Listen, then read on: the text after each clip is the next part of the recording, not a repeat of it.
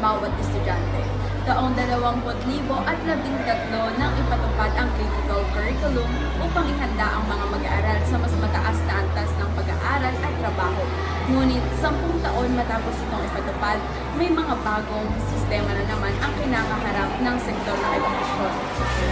Ang senior high school para sa estudyante, para sa mga stakeholders natin, at para sa ating pinag-aaral. Isang magulang, ako ay namasang-ayon sa pag-revisa ng critical curriculum dahil naniniwala ako na ito ay pinag-aralang mabuti ng ahensya at hindi naman siguro ito magdudulot ng negatibo sa mga mag-aaral bagkus ito ay magbibigay ng positibong epekto sa parehas na mga magulang, mga mag-aaral at saka mga guro.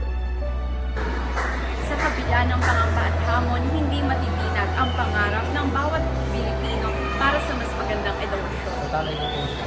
And hindi po ako sangayon sa revision ng critical kasi wala na akong baon next week. Ang tanong, handa ba tayo sa